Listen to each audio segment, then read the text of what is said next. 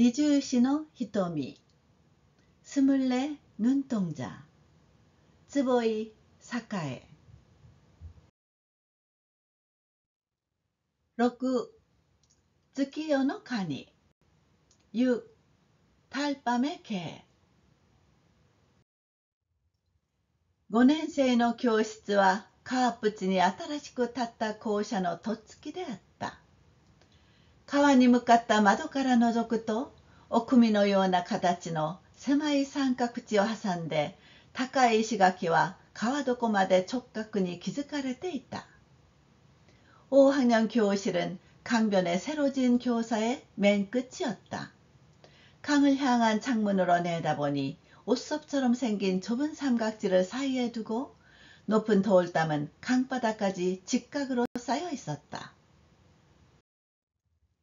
危険防止の土手は地面から3尺ほどの高さで巡らしてあったが、土手はあまり用をなさず、子供らはわずかな遊び時間をも勝手に石垣を伝って川の中へ降りていった。主に男の子だった。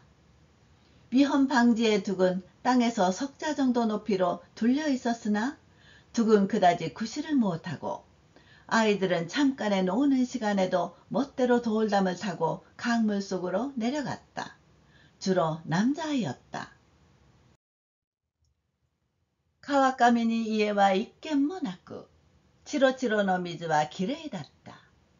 山から流れてきて初めて、ここで人の肌に触れる水は、驚くほど冷たく澄み切っていた。子供らにとっては、ただ手足を触れているだけで、十分満足のできる心よい感触であった。상류에는 집이 한 채도 없고, 졸졸 흐르는 물은 깨끗했다. 산에서 흘러와 처음으로 여기서 사람의 피부에 닿는 물은 놀라울 정도로 차갑고 아주 맑았다. 아이들에게는 그저 손발이 닿는 것만으로도 충분히 만족스러운 기분 좋은 감촉이었다. 水はここで初めて人の手に触れ、せき止められて濁った。誰が言い出したのか、うなぎがいるという噂が立ってから、子供たちの熱意は川底に集まり、毎日土手の見物と川の漁師との間で時ならぬやりとりが続いた。물은 이곳에서 처음으로 사람의 손에 다 막혀서 탁해졌다. 누가 말을 꺼냈는지 장어가 있다는 소문이 돌고 나서 아이들의 열의는 강바닥으로 모이고 매일 두 개 구경꾼과 강의 어부 사이에 때 아닌 응수가 이어졌다. 川床の石をめくっては、まだ一度も取れたことのないうなぎを探しているのだが、出てくるのはカニばかりである。それでも結構面白いらしく、漁師も見物も増えるばかりだった。くるぶしを隠しかねるほどの水量は、遊び場としても危険はなく、だから小石先生も黙って眺めていた。강바닥에 돌을 젖히고는 아직 한 번도 잡히지 않은 장어를 잡고 있는데 나오는 것은 개뿐이다. 그래도 꽤 재미있는 듯 어부도 구경꾼도 늘기만 했다. 복사뼈를 다 감출 수 없을 정도의 수량은 놀이터로서도 위험하지 않고 그래서 작은도 선생님도 가만히 바라보고 있었다. 선생, 図がにあげようか。保護色なのか、泥色をして、足に粗い毛のあるカニを捕まえて、腕いっぱい差し出したのは森岡正だった。いらん、そんなもん。食べられるのに、先生。やだ、そんなもん食べたら、足や手にひげが生えるもの。선생님、털게 줄까? 보호색인지 진흙색을 띤 발에 거친 털이 난 개를 잡아서 팔 한가득 내민 것은 모리오카 다다시였다. 필요 없어, 그런 거. 먹을 수 있는데, 선생님. 싫어. 그런 거 먹으면 발과 손에 수염이 나니까. 川底と土手からどっと笑い声が起こった。窓際の先生ももちろん笑い転げたのだが、ついさっきまでの先生はそんな笑いとは遠い気持ちで窓の外に繰り広げられた風景を眺めていたのであった。강바닷가 둑에서 웃음소리가 터졌다. 창가의 선생님도 물론 자지러지게 웃었지만 조금 전까지의 선생님은 그런 웃음과는 거리가 먼 기분으로 창밖으로 펼쳐진 풍경을 바라보고 있었다. 川の中でも土手の上でも岬の子供らは知らず知らず固まっていた。だがそこに松江の姿は見ることができない。その目に見えぬ姿が時々先生の心を占領してしまうのだ。강물 속에서도 둑 위에서도 곧 아이들은 어느새 뭉쳐 있었다. 하지만 거기에 마츠의 모습은 볼 수가 없다. 그 눈에 보이지 않는 모습이 가끔 선생님의 마음을 점령하고 만다. 母親が亡くなってから松江は一度もこの教室に姿を現さなかった。窓際の前から3番目の松江の席はもう2ヶ月も空っぽのままである。어머니가 돌아가신 뒤 마츠에는 한 번도 이 교실의 모습을 보이지 않았다. 창가에 앞에서 세 번째인 마츠의 자리는 벌써 2자리나 텅 빈 채이다. 入学の日のことを思い出して百合の花の絵のついた弁当箱を土産に松江の家を訪ねたのは彼女の母親が亡くなってから一月ぐらい経っていた。 입학날을 떠올리며 백합꽃 그림이 있는 도시락통을 선물로 마츠의 집을 찾은 것은 그녀의 어머니가 돌아가신 지 한 달쯤 지나서였다. ちょうど川本大工もうちにいて男泣きに泣きながら赤ん坊が死なない限り松江を学校にはやれぬと言った。あまりに事情が明白なのでそれでも松江を学校によこせとは言えず黙って松江の顔を見た。마침 강화모도 목수도 집에 있다가 사나이 격정에 북받쳐 울면서 아기가 죽지 않는 한 마츠에를 학교에는 보낼 수 없다고 했다. 사정이 너무 뻔해서 그래도 마츠에를 학교에 보내라고는 하지 못하고 말없이 마츠의 얼굴을 보았다. 小さな赤ん坊をおぶったまま父親の脇にちょこんと座って松江も黙っていた。変にまぶたの腫れて見える顔は頭の働きを失ったようにぼんやりしていた。어린아기를 업은 채 아버지 곁에 쪼그리고 앉아 마츠에도 잠자코 있었다. 이상하게 눈꺼풀이 부어 보이는 얼굴은 머리의 기능을 잃은 듯 멍해 있었다. その膝の上へ、まっちゃん、これ、百合の花の弁当箱よ。あんたが学校に来られるようになったら使いなさいね。あまり嬉しそうにもせず、松江はこっくりをした。그 무릎 위에, 맞짱, 이거 백합꽃 도시락통이야. 내가 학교에 올 수 있게 되면서. 그다지 기쁜 듯이도 하지 않고 마츠에는 꾸벅였다. 早く学校へ来られるといいわね。言ってしまってはっとした。それは赤ん坊に早く死ねということになるのだ。思わず赤くなったが、松江たち親子にははっきり響かなかったらしく、ただ感謝の眼差しで受け取られた。빨리 학교에 올 수 있으면 좋겠네. 말해버리고 깜짝 놀랐다. 그건 아기가 빨리 죽으라는 것이 된다.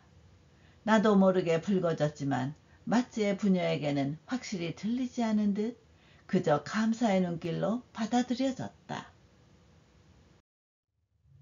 間もなく赤ん坊が亡くなったと聞き、松江のためにほっとしたのだが、松江はなかなか姿を見せなかった。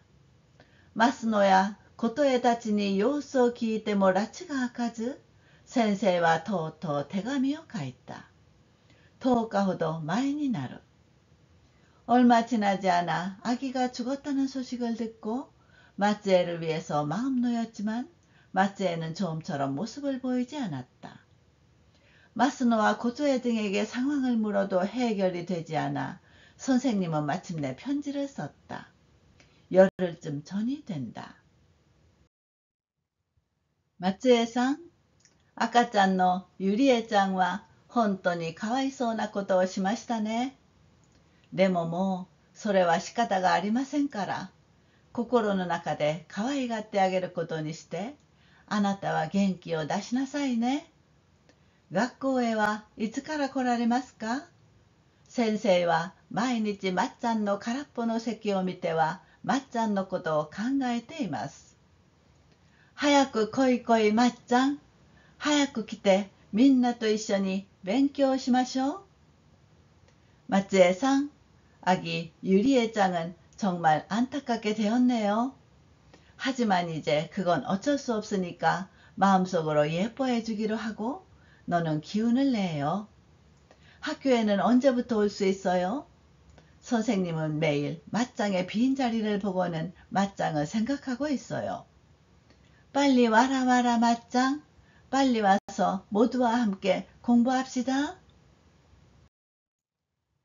手紙は松江のうちと一番近い琴江にことづけた。しかしこの手紙が松江にとってどれほど無理な注文であるかを先生は知っていた。赤ん坊のゆりえはいなくなっても松江にはまだテーマイが2人あった。편지는 마츠에네 집과 가장 가까운 고토에게 부탁했다. 그러나 이 편지가 마츠에게 얼마나 무리한 주문인지 선생님은 알고 있었다. 아기 유리에는 죽었어도 마츠에에게는 아직 남동생, 여동생 둘이 있었다. 5年生になったばかりの彼女は幼い頭脳と小さな体で無理やり一家の主婦の役を受け持たされているのだ。どんなにそれが嫌でも抜け出すことはできない。父親を働きに立つためには小さな松江がかまどの下を炊き、すすぎ洗濯もせねばならぬ。이제 막 5학년이 된 그녀는 어린 두뇌와 작은 몸집으로 억지로 집안주부 노릇을 맡고 있는 것이다. 아무리 그게 싫어도 빠져나갈 수는 없다. 아버지가 일하러 나가려면 작은 마츠에가 아궁이 불을 떼고 물빨래도 해야 한다. ひよこのように兄弟3人寄り合って父親の帰りを待っているだろう哀れな姿が目の前にちらつく。法律はこの幼い子供を学校に通わせることを義務付けてはいるが、そのために子供を守る制度はないのだ。병아리처럼 형제 셋이 모여 아버지가 돌아오기를 기다리고 있을 불쌍한 모습이 눈앞에 아른거린다. 법률은 이 어린아이를 학교에 보내는 것을 의무화하고는 있지만 그러기 위해서 아이를 돌보는 제도는 없다. 翌日、琴江は先生の顔を見るなり報告した。先生、昨日、맞짱구에手紙を持って行ったら、知らんよそのおばさんが来とった。맞짱おりますか言うたら、おりません言うたん。仕方がないから、これ맞짱に渡して言うて、そのおばさんに頼んできたん。다음날 고토에는 선생님의 얼굴을 보자마자 보고했다. 선생님, 어제 맞짱네 집에 편지를 가져갔더니 모르는 다른 아줌마가 와 있었어. 맞짱 있어요? 했더니 없어요 라고 했어. 할 수 없어서 이거 맞짱한테 전해줘요 라고 말하고 그 아줌마한테 부탁하고 왔어. そう、どうもありがとう。まっちゃんのお父さんは知らん、見えなんだ。そのおばさん、お城へつけてきれい着物着とった。まっちゃんくへ嫁に来たんと違うかってこちるさんが言うんで。琴江はちょっとはにかみ笑いをした。そうだとまっちゃんも学校へ来られていいけどね。그래? 정말 고마워. 맞짱 아빠는? 몰라, 안 보였어. 그 아줌마 분 바르고 예쁜 기모노 입고 있었어. 맞짱네 집에 시집 온 것 아니냐고 고추루상이 말하던데. 고토에는 약간 수줍게 웃었다. 그렇다면 맞짱도 학교에 올 수 있어 좋겠지만. それからまた10日以上経ったが、松江は姿を見せない。手紙は読んだろうかと、ふと心に影の差す思いで窓の下を見ていたのだった。ジガニを3匹取った正は、それを空き缶に入れて、とくとくとして石垣を登ってきた。그로부터 열흘이 지났지만 마찌에는 모습을 보이지 않는다. 편지는 읽었는지 문득 마음에 그늘이 드리워져 창문 아래를 보고 있었다. 털개를 3마리 잡은 다다시는 그것을 빈 깡통에 넣어 의기양양하게 돌담을 올라왔다. 三角形の空き地にある杏樹の木は夏に向かって青々と茂り、黒い影を土手の上に落としている。その真下に固まって岬組の女生徒たちはズガニの勇姿を迎え我がちに行った。삼각형의 빈 땅에 있는 살구나무는 여름을 향해 푸릇푸릇하게 우거져 검은 그림자를 두기 위해 들이우고 있다. 그 바로 밑에 모여 곧반의 여학생들은 털개 용사를 맞이해서 앞다투어 말했다. 칸코, 1匹くれな？うちにもくれな？私にもな？約束ど？カニは3匹なのに希望者は4人なのだ。탕코야, 한 마리만 줘? 나도 줘? 나도야? 약속했어? 개는 3마리인데 희망자는 4명인 것이다. 다다시와 강가에 나가라上がってきて、食うか食わんのかみんなの顔を見回した。食うものにやろうと思ったのだ。いち早く小鶴が、食う食う。月夜のカニはうまいもん。다다시는 생각하면서 올라와 먹을 거야? 안 먹을 거야? 모두의 얼굴을 둘러보았다. 먹을 아이에게 주려고 했던 것이다. 재빨리 고츠루가 먹어 먹어. 달밤의 게에는 맛있거든. それを聞くと다다시はにやりとし、嘘つけ。カニがうまいんは闇夜のこっちゃ。嘘つけ。月夜じゃないか。ああ聞いた、ああ聞いた。月夜のカニは痩せてうもないのに。다다시が確信を持って言うと、고츠루も負けようとしない。그걸 듣자 다다시는 희죽하고 거짓말 마. 개가 맛있는 건 깜깜한 밤이야. 거짓말 마. 달밤이잖아. 그렇게 들었어. 그리 들었어. 달밤의 개는 말라서 맛이 없는데.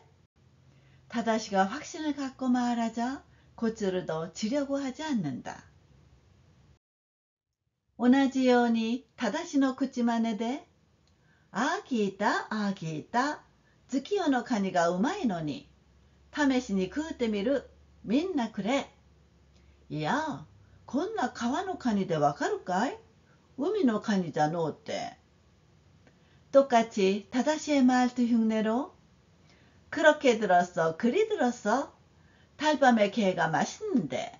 시험 삼아 먹어볼래? 다 줘. 아니, 이런 강의 게로 알겠어? 바다 게가 아니고.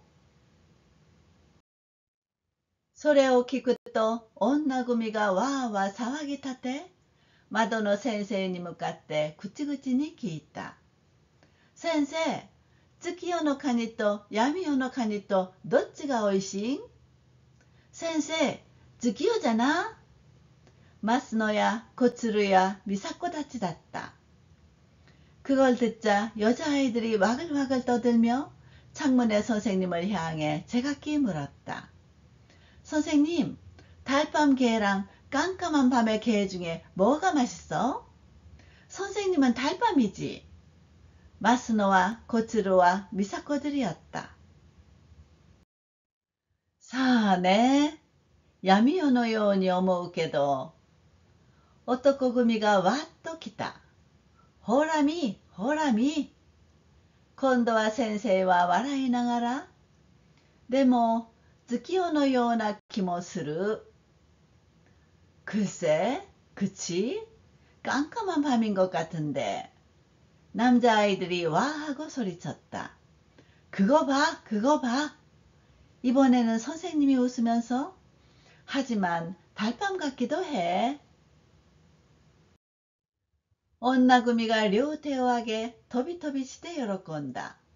そうして騒ぐことが面白く、誰もそれを本気にして考えてはいなかったのだが、ただしだけは熱心に先生を見上げ、バカ言うな先生。 여자아이들이 두 손을 들어 펄쩍펄쩍 뛰며 기뻐했다. 그렇게 떠드는 것이 재미있어서 아무도 그것을 진심으로 생각하지는 않았지만 다다시마는 열심히 선생님을 올려다보며 바보 같은 말마 선생님. すると女組がまたわーっと来た。先生よバカじゃとい。ほう、탕꼬와先生よバカじゃとい。 그러자 여자아이들이 또 와 하고 소리쳤다. 선생님을 바보래. 저런, 탕꼬가 선생님을 바보래. 다다시와頭をかき、みんなの静まるのを待って、やっぱり真剣に言った。だって先生、それにゃ訳があるんじゃもん。月夜になるとな、カニはバカじゃせに、我がの影帽子をお化けかと思ってびっくりして痩せるんじゃ。闇夜になると影帽子が映らんさかい、安心して身がつくんじゃろ。다다시는 머리를 극적이며 모두가 조용해지기를 기다렸다가 역시 진지하게 말했다. 그래도 선생님, 거기엔 이유가 있어. 달밤이 되면 걔는 바보니까 자기 그림자를 귀신이라고 여겨 깜짝 놀라 살이 빠져. 깜깜한 밤이 되면 그림자가 안 비치니까 안심해서 살이 붙는 거야. だから月夜はカニが網にかかっても逃がしてやるんじゃないか。カスカスでうまないもん。闇夜まで置くとシコシコの実がついてうまいんじゃ。ほんまじゃのに先生、嘘じゃ思うなら試してみるとええ。じゃあみんなで試しましょうね。 그러니까 달밤에는 개가 그물망에 걸려도 놓아주잖아. 퍼석퍼석해서 맛이 없으니까. 깜깜한 밤까지 두면 쫄깃쫄깃한 살이 붙어서 맛있어. 진짜요, 선생님? 거짓말이라고 생각한다면 시도해보면 돼. 그럼 다 같이 시도해봅시다. 冗談にそう言ってその日は済んだのだが、翌々日、森岡忠は本当に月夜のカニを持ってきた。1時間目の算数が始まる前、氷炭かごを突き出したのである。농담으로 그렇게 말하고 그날은 끝났지만 다음 날 모리오카 다다시는 정말 달밤의 개를 가져왔다. 1교시의 산수가 시작되기 전에 표주박 모양의 대바구니를 내밀었다. 센세 카니, 月夜のカニ。痩せてうもない月夜のカニ。それは今朝取れたばかりでまだ生きていた。ガサゴソと音がしている。みんな笑った。本当に持ってきたの탕꼬さん。선생님, 게, 달밤게. 말라서 맛없는 달밤게. 그건 오늘 아침에 막 잡혀서 아직 살아있었다. 바스락바스락 소리가 난다. 다 웃었다. 진짜 갖고 왔어? 탕꼬さん。 先生も笑って仕方なさそうに受け取った。カニはこの後になってもまだ自分の運命を何とかして打開しようとでも言うように狭いカゴの中をガサゴソ這い回っていた。선생님도 웃으며 어쩔 수 없다는 듯이 받았다. 개는 이때가 되어서도 아직 자기 운명을 어떻게든 타개해보려는 듯 좁은 대바구니 속을 부스럭거리며 기어다니고 있었다. どういうわけか2匹とも大きなハサミを片方だけもぎ取られた哀れな姿で、残った片方のハサミを上に向け、よらば挟む構えで泡を吹いている。어찌된 일인지 두 마리 모두 큰 가위를 한쪽만 뜯긴 딱한 모습으로 남은 한쪽 가위를 위로 향하고 다가오면 자를 태세로 거품을 물고 있다. かわいそうに。これ、先生が食べるの？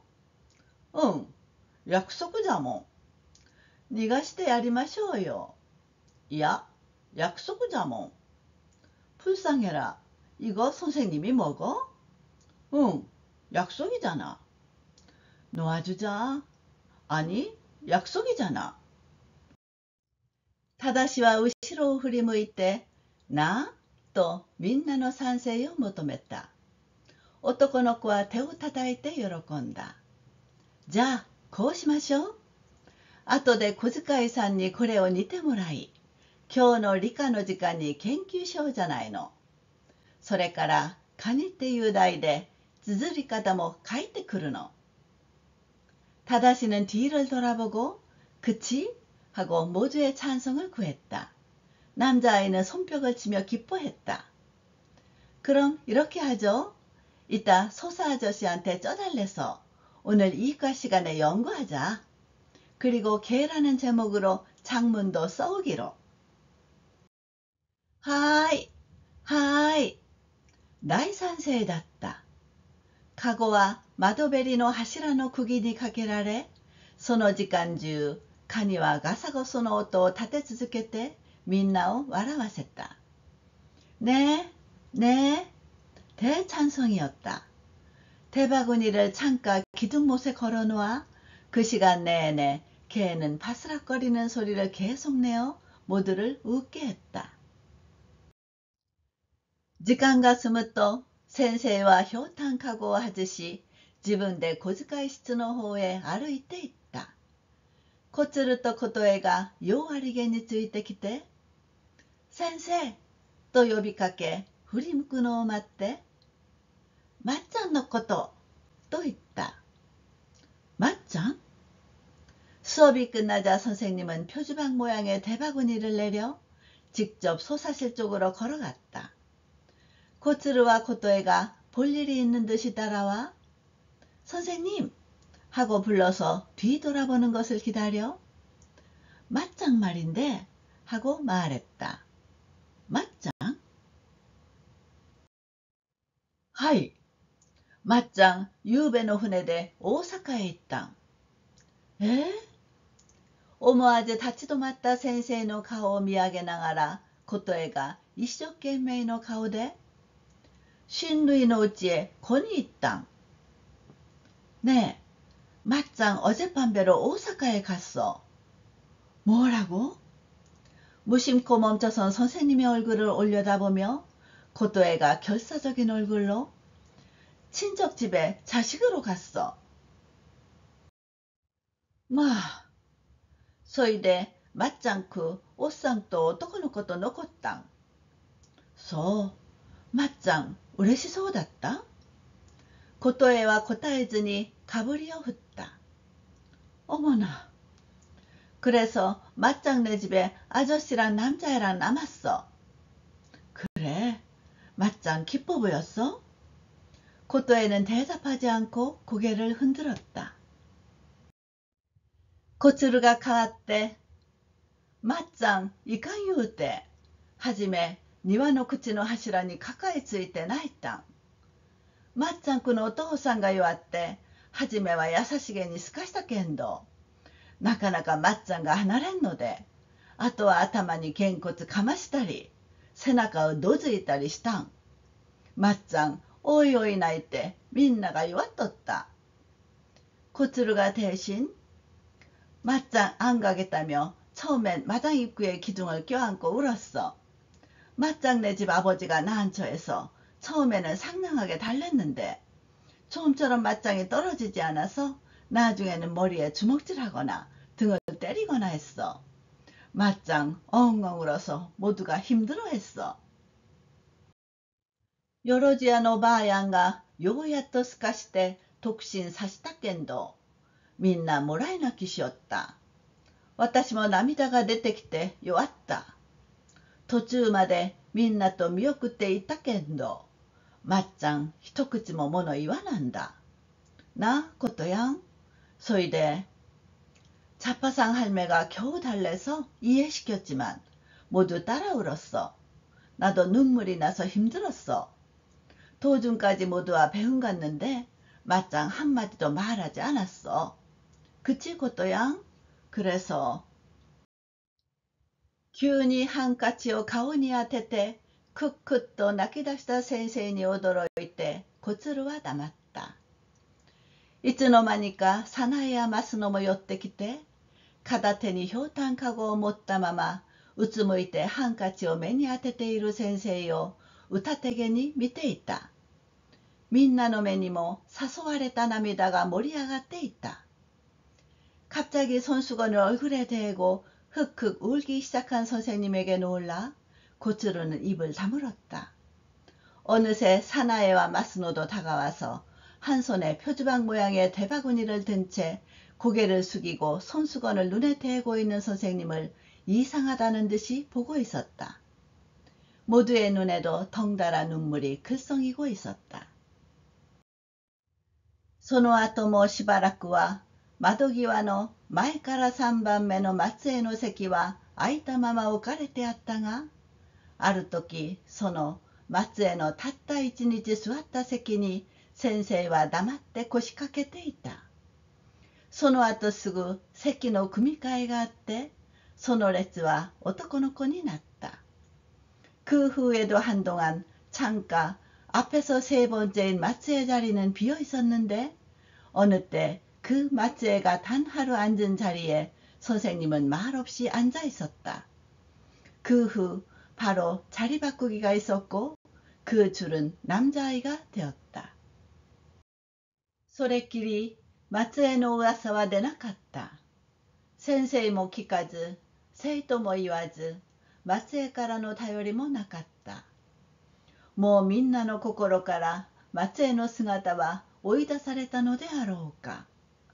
別れの挨拶にも来ずに、どこかへ行ってしまった5年生の女の子。그 이후로 마츠의 소문은 나지 않았다. 선생님도 묻지 않았고 학생도 말하지 않았으며 마츠에게서 온 소식도 없었다. 이제 모두의 마음에서 마츠의 모습은 내몰린 것일까. 작별 인사도 못하고 어디론가 가버린 5학년 여자아이. そしてもうすぐ6年生に進級するという3月初めであった。春は目の前に来ていながら珍しく雪の降る中を一バス遅れた大石先生は学校前の停留場から傘もささずに走って職員室に飛び込んだ途端、異様な室内の空気に思わず立ち止まり、誰に話しかけようかというふうに15人の先生たちを見回した。그리고 곧 6학년으로 진급한다는 3월초였다. 봄이 눈앞에 와 있으면서 드물게 눈 내리는 속을 한 버스 늦게 탄 오이시 선생님은 학교 앞 정류장에서 우산도 쓰지 않고 달려 교무실로 뛰어든 순간 이 이상한 실내 분위기에 나도 모르게 멈춰서서 누구에게 말을 걸 것인가 하는 식으로 15명의 선생님들을 둘러보았다. みんな心配そうなこわばった顔していた。どうしたの？同僚の田村先生に聞くと、しっというような顔で田村先生は奥まった校長室に顎を振った。모두 걱정스러운 듯한 굳은 표정을 짓고 있었다. 왜 그래? 동료인 다무라 선생님에게 묻자 쉿 하는 듯한 얼굴로 다무라 선생님은 구석진 교장실을 턱으로 가리켰다. そして小さな声で片岡先生が警察に引っ張られた。에?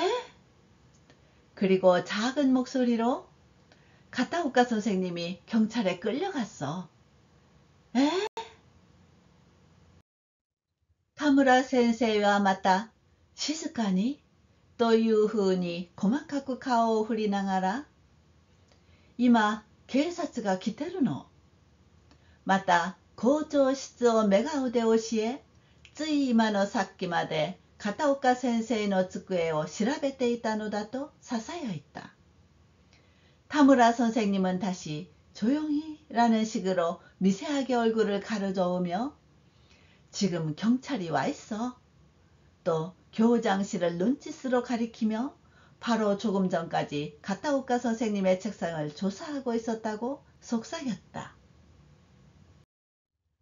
全然誰にもまだ事の真相は分かっていないらしく、火鉢によりあって黙っていたが、始業のベルでようやく生き返ったように廊下へ出た。田村先生と肩を並べると、どうしたの？真っ先に大石先生は聞いた。전혀 아무도 아직 일의 진상을 알지 못한 듯 화로에 서로 모여 묵묵히 있었는데 수업 시작의 벨소리로 겨우 되살아난 듯이 복도로 나갔다. 타무라 선생님과 어깨를 나란히 하자 무슨 일이야? 제일 먼저 오이시 선생님이 물었다. 아까だっていうの。赤？どうして？どうしてかしら。だって片岡先生が赤？どうして？知らんわよ。私に聞いたって。빨갱이래。빨갱이？어째서？왜 그런지 몰라. 그래도 가다오카 선생님이 빨갱이? 왜? 모르지. 나한테 물어봤자. ちょうど教室の前へ来ていた。笑って別れはしたが、二人とも心にしこりは残っていた。まだ何にも知らないらしい生徒は、雪に勢いづいたのか、いつもより元気に見えた。마침 교실 앞에 와 있었다. 웃으며 헤어지긴 했지만 둘 다 마음에 응어리는 남아 있었다. 아직 아무것도 모르는 듯한 학생은 눈 때문에 기세가 오른 건지 평소보다 활기차 보였다.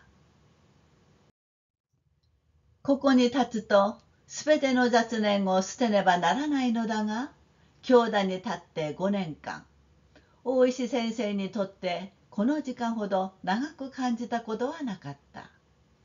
1時間経って職員室に戻ると、みんなほっとした顔をしていた。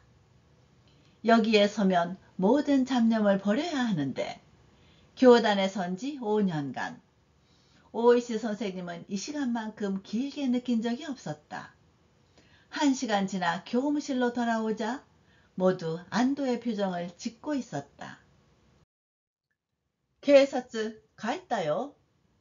笑いながら言ったのは若い独身の師範での男先生である。彼は続けて、正直にやるとバカ見るっちゅうことだ。何のことそれ。もっと先生らしく。つっつかれて大石先生は言うのをやめた。つっついたのは田村先生だった。경찰 돌아갔어. 웃으며 말한 것은 젊은 독신인 사범 출신의 남선생이다. 그는 이어서 정직하게 하면 어이없이 당한다는 거지. 무슨 말이야 그거. 좀 더 선생님답게. 쿡쿡 찔려서 오이시 선생님은 말하는 걸 그만두었다. 쿡쿡 찌른 것은 다무라 선생님이었다. 教頭が出てきての説明では、片岡先生のはただ参考人というだけのことで、今校長がもらい下げに行ったからすぐ帰ってくるだろうと言った。교감이 나와서 한 설명으로는 가다오카 선생님 거는 단지 참고인이라는 것뿐이어서 지금 교장이 신병 인수하러 갔으니까 곧 돌아올 거라고 했다. 問題の中心は片岡先生ではなく、近くの町の小学校の稲川という教師が受け持ちの生徒に反戦思想を吹き込んだというそれだった。문제의 중심은 가다오카 선생님이 아니라 인근 동네 초등학교의 이나가와라는 교사가 맡은 반 학생에게 반전 사상을 불어넣었다는 그것이었다. 이나가와 센세이가 가다오카 센세이とは師範学校の同級生だというので、一応調べられたのだが、何の関係もないことが分かったというのである。이나가와 선생님이 가다오카 선생님과는 사범학교 동급생이라고 해서 일단 조사를 받았는데 아무 관계도 없다는 것을 알았다는 것이다. つまり証拠になるものが出てこなかったのだ。その探している証拠品というのは、稲川先生が受け持っている6年生の文集「草の実」だというのである。それが片岡先生の自宅にも学校の机にもなかったのだ。즉 증거가 될 만한 것이 나오지 않았던 것이다. 그 찾고 있는 증거품이라는 것은 이나가와 선생님이 담임인 6학년 문집 풀열매라는 것이다. 그것이 가타오카 선생님의 집에도 학교 책상에도 없었던 것이다. 알아. 草の実なら見たことあるわ、私。でも、どうしてあれが赤の証拠？大石先生は不思議に思って聞いたのだったが、京都は笑って、だから正直者がバカ見るんですよ。そんなこと警察に聞かれたら、大石先生だって赤にせられるよ。어머、풀열매라면 본 적 있어 나. 그런데 어떻게 그게 빨갱이의 증거? 오이시 선생님은 이상하게 생각해 물었으나 교감은 웃으며 그러니까 정직한 사람이 어이없이 당하는 거죠. 그런 말을 경찰이 들으면 오이시 선생님도 빨갱이가 될 거야. 알아, 했나 너. だって私、草の実の中の綴り方を感心して、うちの組に読んで聞かしたりしたわ。麦狩りだの、醤油屋の煙突なんていうの、うまかった。危ない危ない。あんたそれ、稲川君にもらったの？違う。学校宛て送ってきたのを見たのよ。어머 이상해. 왜냐면 나 풀열매 속 문장에 감탄해서 우리 반에서 읽어주기도 했는데 보리 거지니 간장 가게 굴뚝이니 하는 거 잘 썼어요. 위험해 위험해. 선생님 그거 이나가와 군이 줬어요? 아니 학교 앞으로 보내온 걸 봤어요. 교토와急に 慌てた声で、それ今どこにある？私の教室に取ってきてください。교감은 갑자기 당황한 목소리로 그거 지금 어디 있죠? 제 교실에 갖고 오세요. 도샤반노 쿠사노미와 수구 히바치니 구베라랬다. まるでペスト菌でもまぶれついているかのように慌てて焼かれた。茶色っぽい煙が天井に上り、細く開けたガラス戸の間から逃げていった。등삽한 풀열매는 곧 화로에 집혀졌다. 마치 패스트균이라도 달라붙어 있다는 듯이 황급히 태워졌다. 갈색 연기가 천장으로 올라가 가늘게 열린 유리문 사이로 달아났다. 아, 약까지니警察へ渡せばよかったかな。しかし、そしたら大石先生が引っ張られるな。まあ、とにかく、我々は中君愛国で行こう。教頭の言葉が聞こえなかったように、大石先生は黙って煙の行方を見ていた。ああ、태우지 말고 경찰에 넘길 걸 그랬나? 그러나 그러면 오이시 선생님이 끌려가겠지. 뭐 어쨌든 우리는 충군 애국으로 가자. 교감의 말이 안 들렸다는 듯이 오이시 선생님은 말없이 연기의 향배를 보고 있었다. 翌日の新聞は稲川先生のことを大きな見出して純真なる魂を蝕む赤い教師と報じていた。それは田舎の人々の頭を元能で燃やしたほどの驚きであった。生徒の辛抱を集めていたという稲川先生は一朝にして国賊に転落させられたのである。다음날 신문은 이나가와 선생님을 큰 제목으로 순진한 영혼을 갉아먹는 빨간 교사라고 보도했다. 그것은 시골 사람들의 머리를 큰 쇠매로 칠 정도로 놀라운 일이었다. 학생들의 신망을 모으고 있었다는 이나가와 선생님이 하루아침에 역적으로 전락한 것이다. 아, 고아이, 고아이. 人口も高ず、へもこかずにいるんだな。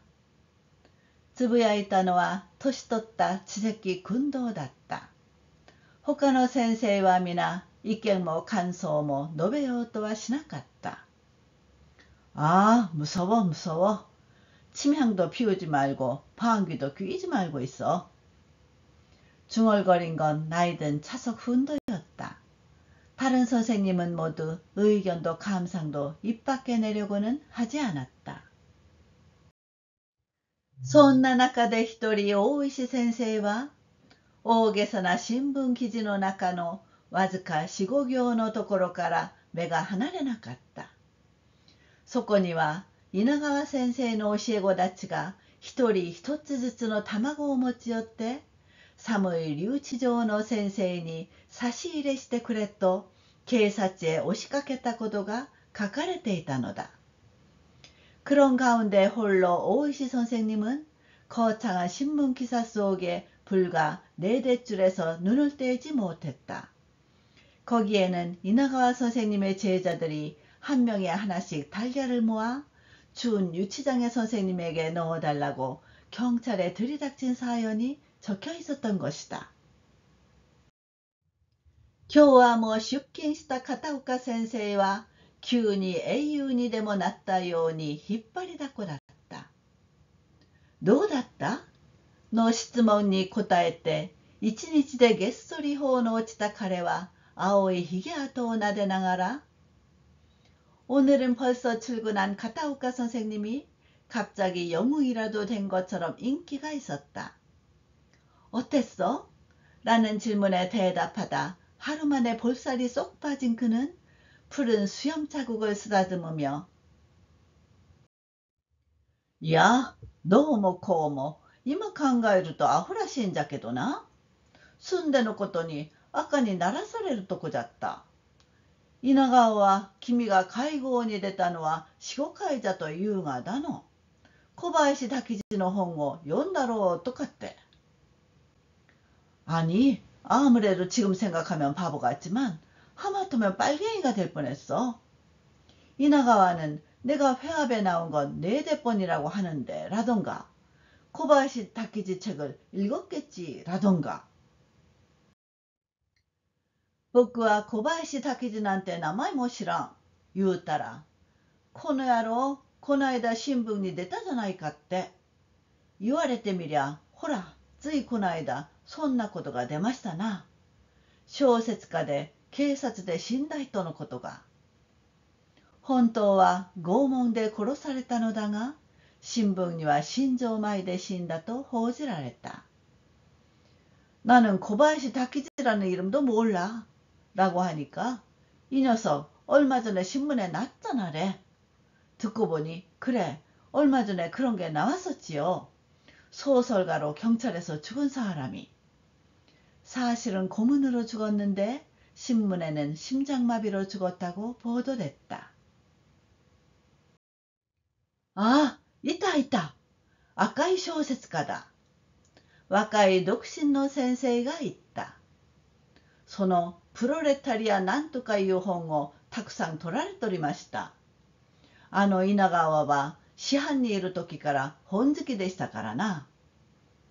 아, 있었어. 빨갱이 소설가야. 젊은 독신 선생님이 말했다. 그 프로레타리아 어쩌고 하는 책을 많이 샀어요. 그 이나가와는 사범에 있을 때부터 책을 좋아했으니까요.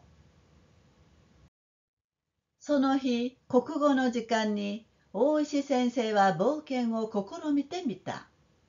生徒たちはもう草の実とその先生のことを知っていたからだ。うちで新聞を取ってる人、42人のうち3分の1ほどの手が挙がった。그날 국어 시간에 오이시 선생님은 모험을 시도해 보았다. 학생들은 이미 풀열매와 그 선생님을 알고 있었기 때문이다. 집에서 신문 보는 사람? 42명 중 3분의 1 정도가 손을 들었다. 신문을 読んでる人 2、3人だった。赤って何のことか知ってる人誰も手を挙げない。顔を見合わせているのはなんとなく知っているがはっきり説明できないという顔だ。신문 읽는 사람? 두세 명이었다. 빨갱이가 무슨 말인지 아는 사람? 아무도 손을 들지 않는다. 얼굴을 마주보는 건 어선풀에 알고 있지만 명확하게 설명할 수 없다는 얼굴이다. 프로레타리아 때知ってる人誰も知らない。資本家ははい。一人手が挙がった。프롤레타리아를 아는 사람? 아무도 모른다. 자본가는? 네. 한 명 손을 들었다. その子を指すと、金持ちのこと。まあ、それでいいとして。じゃあね、労働者ははい、はい、はい。그 아이를 지명하자. 돈 많은 사람. 뭐 그걸로 됐다 치고. 그럼 노동자는? 네, 네, 네. ほとんどみんなの手が挙がった。身をもって知っており、自信を持って手が挙がるのは労働者だけなのだ。大石先生にしてもそうであった。もしも生徒の誰かに答えを求められたとしたら、先生は言ったろう。先生にもよくわからんのよ、と。거의 모두가 손을 들었다. 몸소 알고 있어 자신 있게 손이 올라가는 것은 노동자뿐이다. 오이시 선생님만 해도 그랬다. 만약 학생 중 누군가가 답을 요구했다면 선생님은 말했을 것이다. 선생님도 잘 모르겠어 라고. まだ5年生にはそれだけの力がなかったのだ。ところがすぐその後、このことについては口にすることを止められた。ただあれだけのことがどこから漏れたのか、大石先生は校長に呼ばれて注意されたのである。気をつけんと困りますぞ。うかつにものが言えんときじゃから。아직 5학년에게는 그만한 힘이 없었다. 그런데 바로 그 후 이 일에 대해서는 입에 담는 것을 멈추었다. 그저 그 정도 일이 어디서 새어나갔는지 오이시 선생님은 교장에게 불려가 주의를 받았다. 조심하지 않으면 곤란해요. 섣불리 말을 할 때가 아니니까.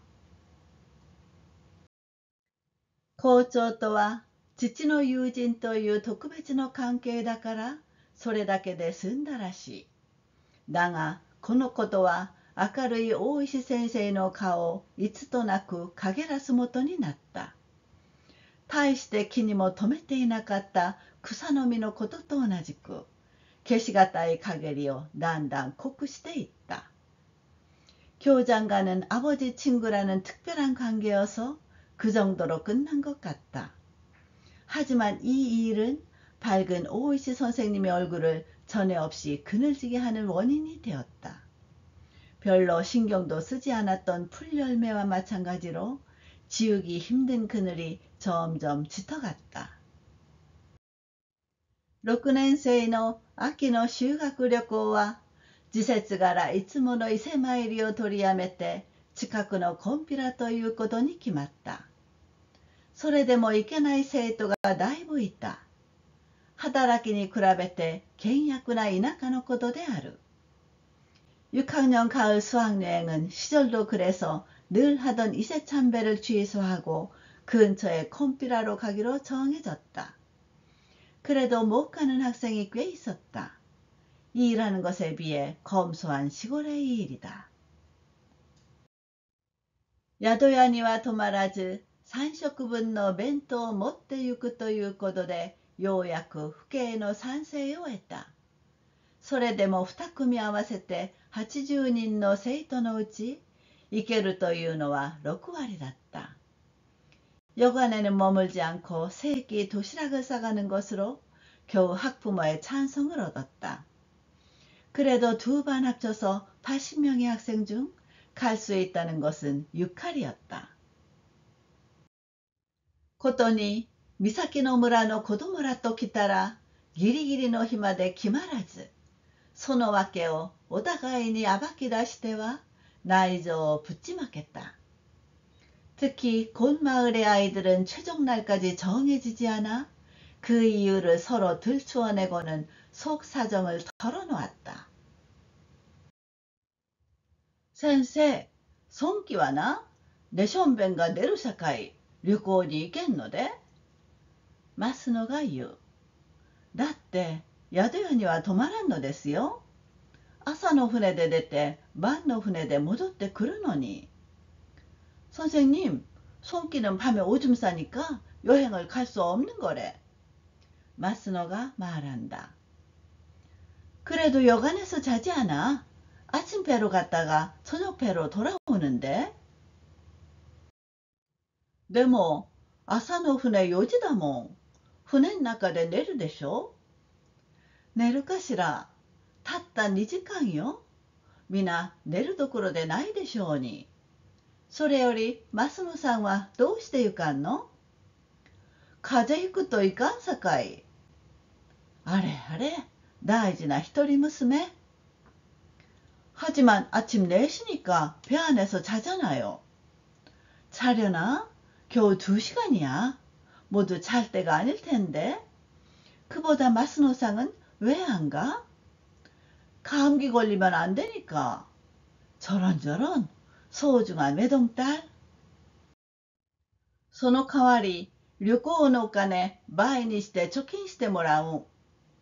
そう、貯金はまだできるから、旅行にやってて言いなさいよ。でも、怪我するといかんさかい。あら、どうして？旅行すると風邪ひいたり怪我したりするなら誰も行けないわ。그 대신 여행 갈 돈 곱절로 해서 저축해 준댔어. 그래? 저금은 또 할 수 있으니까 여행을 보내달라고 해. 그래도 다치면 안 되니까. 어머, 왜? 여행하다 감기 걸리거나 다치거나 한다면 아무도 못 가지. みんなやめたらええ。わ、お話にならん。先生は苦笑いをした。先生、僕はもうコンピラさんやっこいうちの網船で3遍も行ったから行きません。森岡忠がそう言ってきた。모두 그만두면 돼. 와, 말도 안 돼. 선생님은 쓴 웃음을 지었다. 선생님, 저는 벌써 곰피라 군 같은데 우리 집 어망손으로 3번이나 갔으니까 안 갈래요. 모리오카 다다시가 그렇게 말해왔다. 알았어. でもみんなと行くの初めてでしょ。行きなさいよ。あんたは網元だからこれからだって毎年行くでしょうがね。先生言っとくから。修学旅行のコンピラ参りが一番面白かったと後できっと思いますからね。어머 그래? 그런데 다 같이 가는 건 처음이잖아. 가요.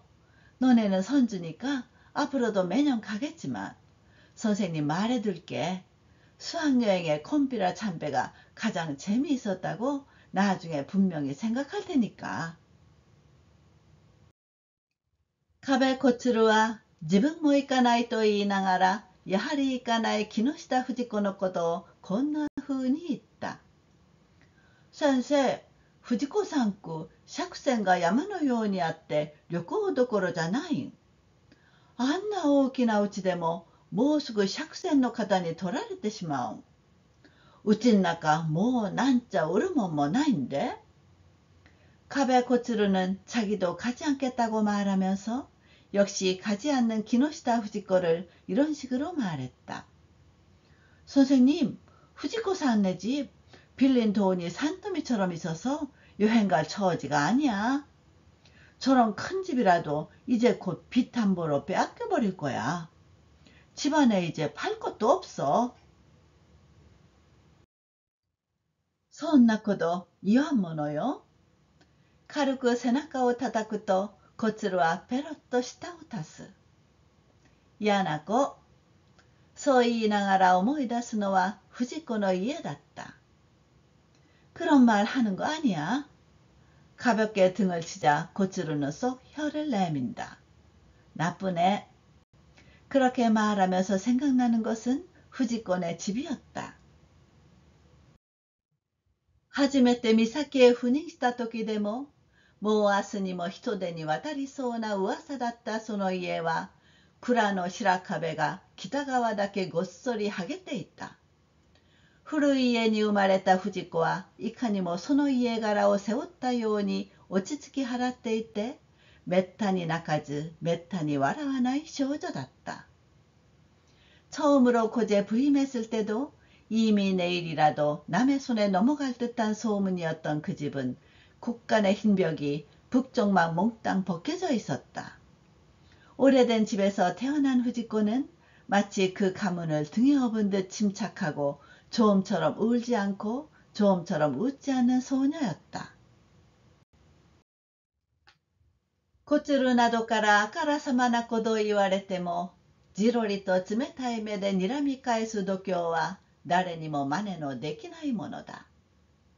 腐ってもたいという彼女のあだ名は、彼女の父の口癖から来ており、彼女はそれに満足しているところが見えた。코츠루 같은 애한테서 노골적인 말을 들어도 힐끗 차가운 눈으로 노려보는 배짱은 누구도 흉내낼 수 없다.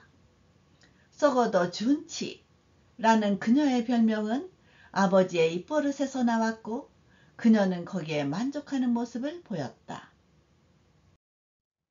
そこへ行くとコツルなどはさっぱりしたもので、人のことも言うが自分のことを言われても別に気に留めない風だった。一家揃って働き、その働きを表看板にして裏も表もなかった。그걸로 따지면 고츠루 같은 애는 시원해서 남의 말도 하지만 정작 그런 말을 들어도 그다지 개의치 않는 식이었다. 온 가족이 다 같이 일했고 그 일을 간판으로 내걸고 표리가 없었다. 例えば、コツルのあだ名はめっつりと言われている。大した傷ではないが、まぶたの上のおできの跡がひっつれているからだ。普通なら、ことに女の子はめっつりなどとなぶられれば泣きたくなるだろうが、コツルは違っていた。예를 들어 고츠루의 별명은 치민눈이라고 한다. 큰 흠집은 아니나 눈 위 종기 자국이 치켜 올라가 있기 때문이다. 보통이라면 특히 여자아이는 치민눈이라는 등 놀림을 당하면 울고 싶어질 텐데 고츠루는 달랐다.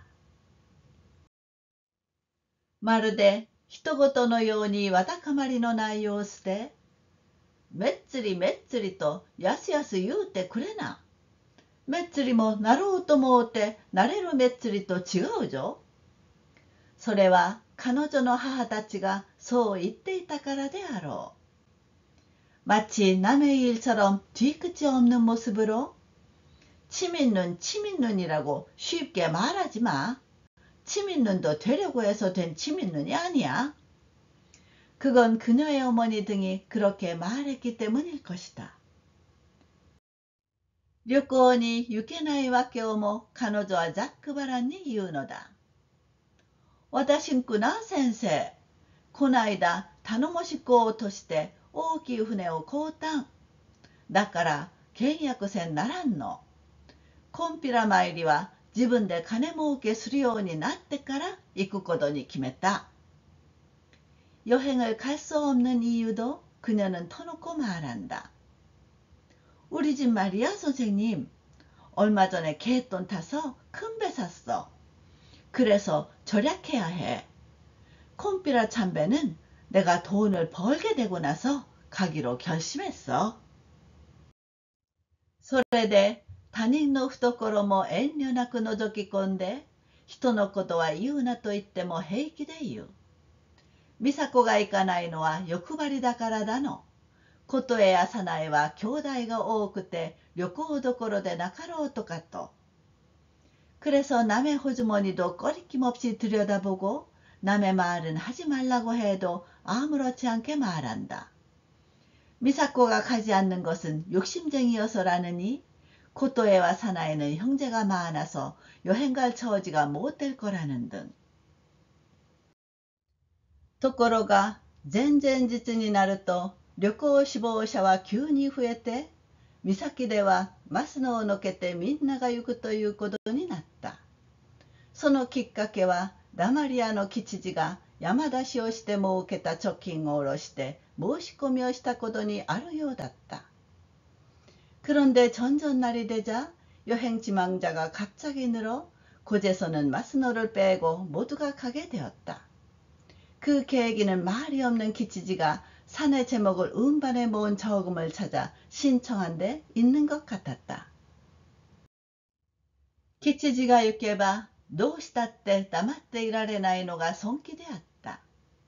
磯吉は自分も豆腐や油揚げを売り歩いてもらった物金を貯金していたのだ。기치지가 가면 어떻게든 잠자코 있을 수 없는 것이 손기였다. 이소키치는 자기도 두부와 유부를 팔고 다니며 받은 품삯을 저금하고 있었다. 손기さえも行くとなると、どうしたって正しや竹市が辞めるわけにはいかない。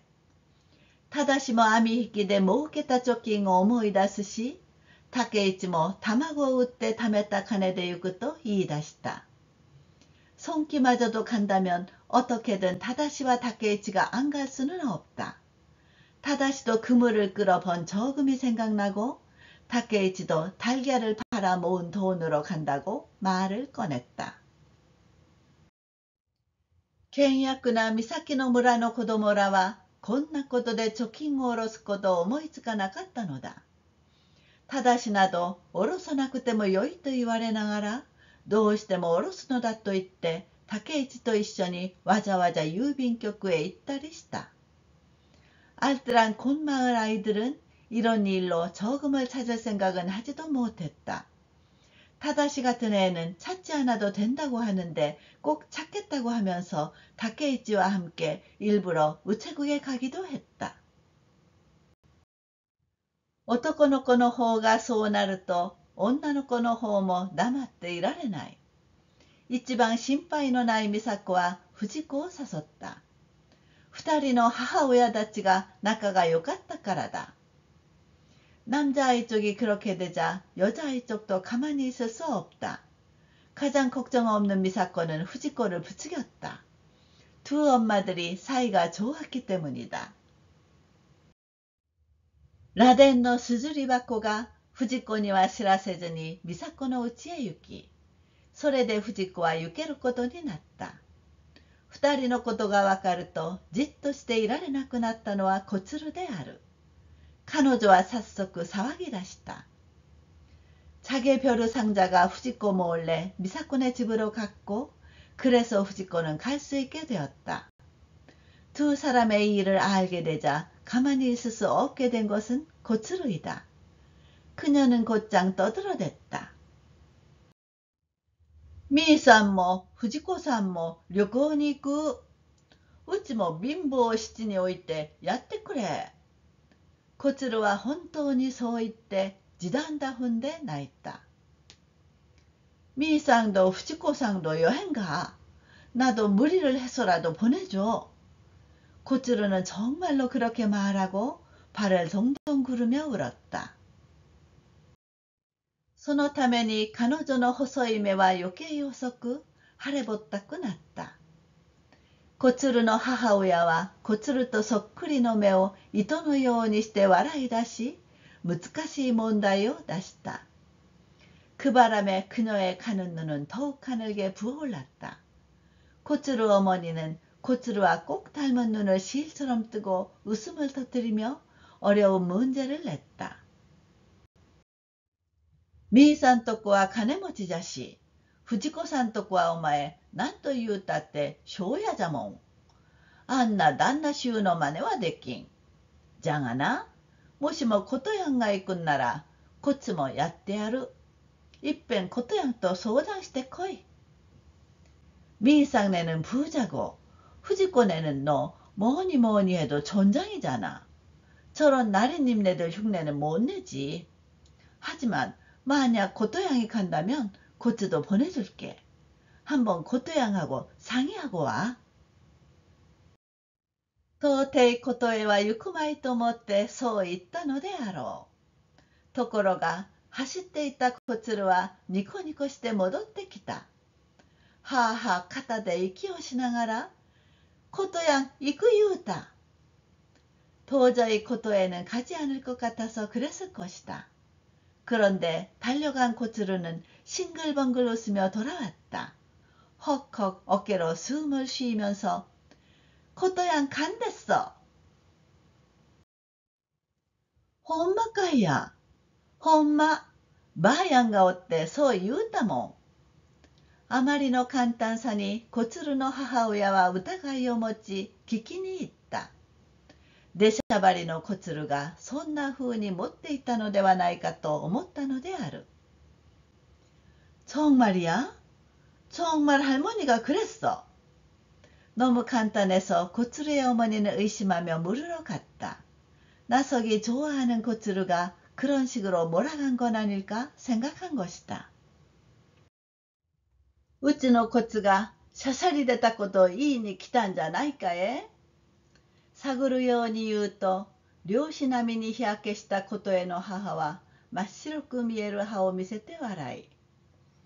一生に一遍のことじゃ、やってやりましょいな。こんな時こそ。いつも下っ子の子守ばっかりさして苦労をさしとるもん。우리 집 고츠가 뻔뻔스러운 말 하러 온 거 아니야?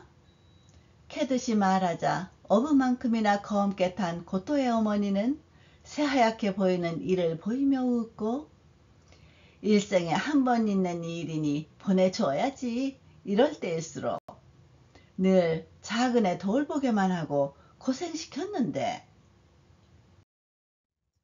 そりゃうちのこっちも同じこっちゃ。しかし何着せてやるんじゃな。うちじゃ思い切ってセーラ買うてやろうと思う。はした金じゃ買えまいがの。まあそんなこと言わんと買うてやんなされ。下っ子も着るがいの。그야 우리 집 고추도 마찬가지지. 그런데 뭐 입혀주지?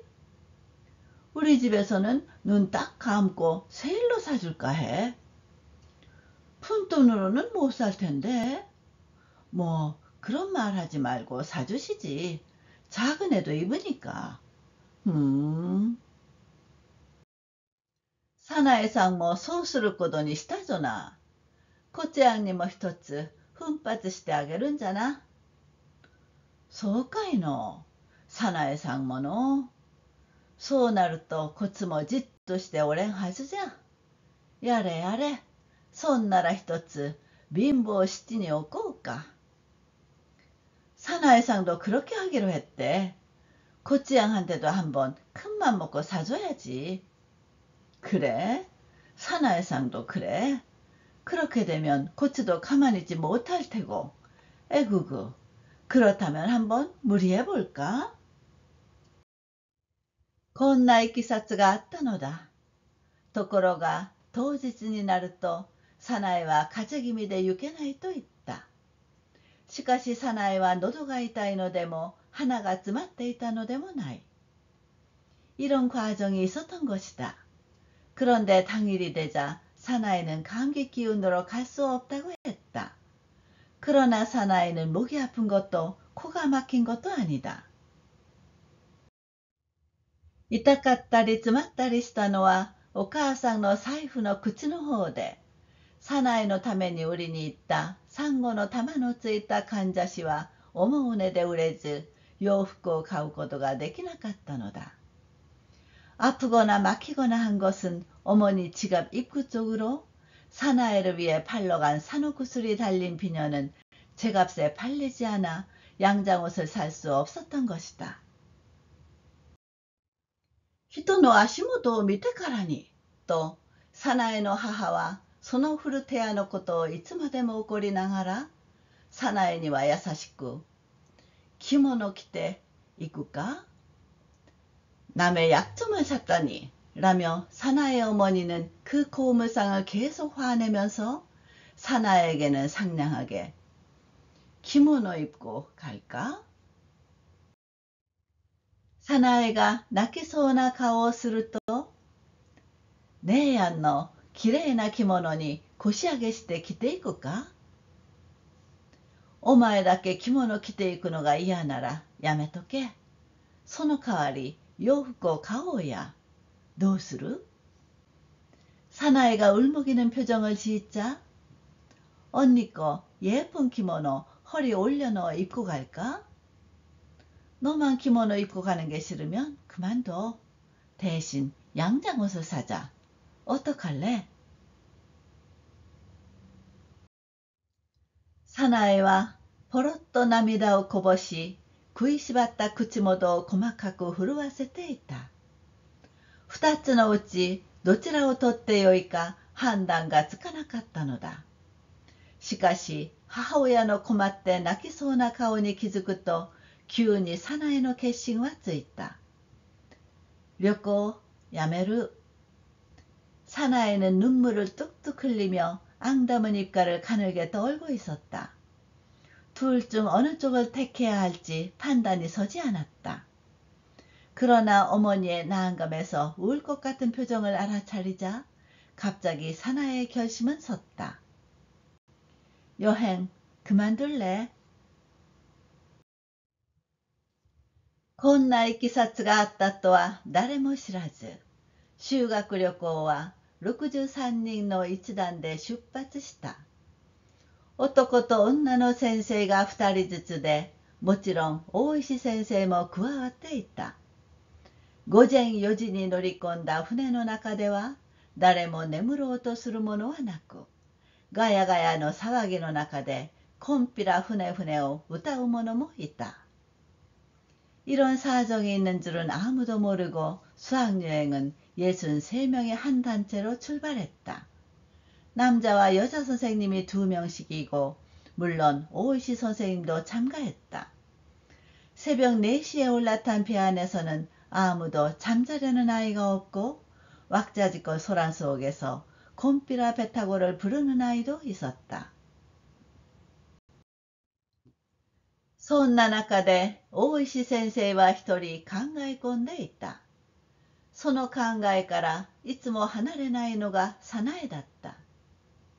本当に風邪気だったのかしら。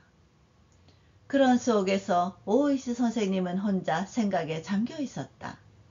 그 생각에서 언제나 떠나지 않는 것이 사나에였다. 정말 감기 걸린 건가? サナエの他にも11人かの子供がそれぞれの理由で旅行に来られなかったのだが、特別にサナエが気になるのは美咲の生徒で彼女一人が不参加だからかもしれぬ。사나에 외에도 10여 명의 아이들이 각자의 이유로 여행을 올 수 없었지만 특히 사나에가 신경 쓰이는 건 고재 학생 중에서 그녀 하나가 불참했기 때문인지도 모른다.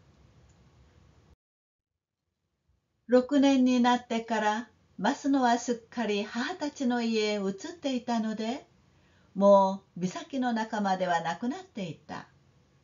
たった一人あの岬の道を学校へ行く今日の早苗を思うと、今日休みにしなかったことがかわいそうに思えた。先生もいない教室でしょんぼり自習している生徒たちを思うと、早苗ばかりでなくかわいそうだった。6학년이 되면서 마스노는 완전히 어머니 집으로 옮겨가 이제 고제 아이가 아니게 되었다. 딸랑 혼자 그 곶길로 학교에 갈 오늘의 사나이를 생각하니 오늘을 쉬는 날로 하지 않은 것이 불쌍했다. 선생님도 없는 교실에서 쓸쓸히 자습할 학생들을 생각하니 사나이뿐 아니라 다 불쌍했다.コンピラは多度津から一番の汽車で朝参りをした。また、コンピラ船船を歌い、長い石段を登って行きながら汗を流しているものもある。そんな中で大石先生はぞくりと震えた。屋島への電車の中でも、ケーブルに乗ってからも、それは時々全身を襲った。콤피라는 타도츠에서 첫 기차로 아침 참배를 했다. 또 콤피라 배 타고를 노래하며 긴 돌계단을 올라가며 땀 흘리는 아이도 있다. 그 와중에 오이시 선생님은 으슬으슬 떨었다. 야시마로 가는 전철 안에서도 케이블카를 타고 나서도 그건 때때로 전신을 엄습했다. 히자노 아타리に 水をかけられるような不気味さはあたりの秋色を楽しむ心のゆとりもわかず、のろのろと土産物屋に入り、同じ絵はがきを幾組も買った。せめて残っている子供たちへの土産にと思ったのである。무르번저리에 물을 뿌리는 듯한 섬뜩함에 주위에 가을빛을 즐길 마음의 여유도 생기지 않아 느릿느릿 선물 가게에 들어가 같은 크림 엽서를 몇 세트나 샀다. 그거라도 남아있는 아이들에게 줄 선물로 생각한 것이다. 야시마오 왔더니最後のスケジュールになっている高松にで、立林公園で3度目の弁当を使ったとき、大石先生は大方残っている弁当を希望者に分けて食べてもらったりした。弁当までが心の重荷になっていたことに気づき、それでほっとした。야시마를 뒤로 하고 마지막 스케줄인 다카마츠로 나가 리츠린 공원에서 세 번째 도시락을 먹었을 때 오이시 선생님은 대충 남아있는 도시락을 희망자에게 나누어 먹게 했다. 도시락마저 마음의 짐이 되고 있었다는 것을 깨닫고 그걸로 안심했다. 유야미노 세마루 다카마츠노 마치요 직고노 호에 또 조로조로歩きながら早く帰って思うさま足を伸ばしたいとしみじみ考えていると、大石先生、青い顔よ。田村先生に注意されると余計ぞくりとした。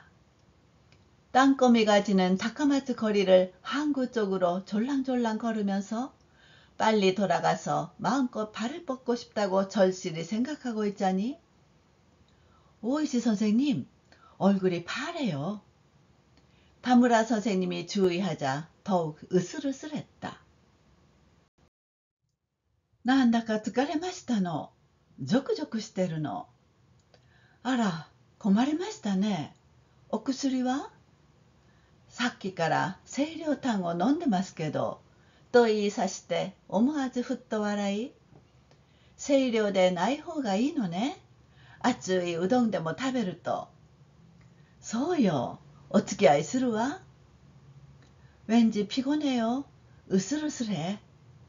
어머, 큰일 났네요. 약은? 아까부터 청량단을 먹고 있는데요. 라고 말하다가 무심코 피식 웃으며 청량하지 않은 게 좋겠지요. 따끈한 우동이라도 먹으면. 그럼요. 같이 가줄게. そうは言ったが、前にも後ろにも生徒がいる。それを桟橋の待合所まで送ってからのことにした。男先生たちに事情を言って、一人ずつそっと抜け出し、目立たぬよう大通りをすぐ横丁に入った。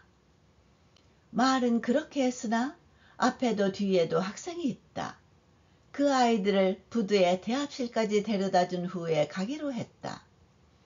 남 선생님들에게 사정을 말하고 한 사람씩 살짝 빠져나가 눈에 띄지 않게 큰 길에서 바로 골목길로 들어갔다. そこでも土産物や食べ物の店が並んでいた。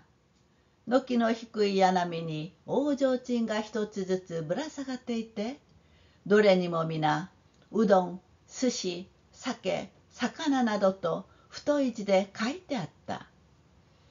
거기에도 기념품점과 음식점이 늘어서 있었다. 처마가 낮은 집집마다 큰 재등이 하나씩 매달려 있고 어느 것도 모두 우동, 초밥, 술, 생선 등 굵직한 글자가 쓰여 있었다. 狭い土間の天井、季節の城下もみじで飾ってある店を横目で見ながら、大石先生、うどんや風邪薬というのがあるでしょ？あれもらったら？そうね、と返事をしようとした途端、天ぷら一丁! 좁은 토방 천장을 계절의 조화 단풍으로 장식한 가게를 힐끔거리며, 오이시 선생님, 우동 가게 감기약이라는 거 있잖아요. 그거 살까? 그럴까? 라고 대답하려 한 순간 튀김 한 그릇! 威勢の良い少女のよく響く声が大石先生をハッとさせた。あっと叫びそうになったほど心に響く声であった。この辺りには珍しい縄のれんの店の中からそれは響いてきたのだった。우렁찬 소녀의 또랑또랑한 목소리가 오이시 선생님을 깜짝 놀라게 했다. 앗 하고 소리칠 뻔할 정도로 마음에 와닿는 목소리였다. 이 근처에는 드문 선술집 가게 안에서 그게 울려온 것이었다.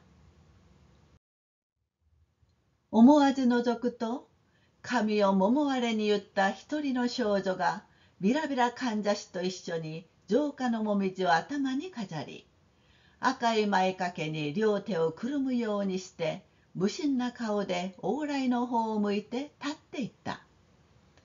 반사적으로 들여다보니 머리를 복숭아 모양으로 묶은 한 소녀가 나부끼는 장식이 달린 비녀와 함께 조화 단풍을 머리에 꽂고 빨간 앞치마에 두 손을 감싸듯이 하고 무심한 얼굴로 거리 쪽을 향해 서 있었다. それはどうしても大石先生として見逃せぬ姿であった。立ち止まった先生たちを客と見たのか、少女はさっきと同じ声で叫んだ。いらっしゃい。그건 아무래도 오이시 선생님으로서 간과할 수 없는 모습이었다. 멈춰선 선생님들을 손님으로 보았는지 소녀는 아까와 같은 목소리로 외쳤다. 어서 오세요. それはもう自分の声にさえいささかも疑問を持たない叫びであった。日本髪にませた抜きえもんの変わった姿とはいえ、長いまつげはもう疑う余地もなかった。그건 이제 자기 목소리에조차 조금 더 의문을 갖지 않는 외침이었다.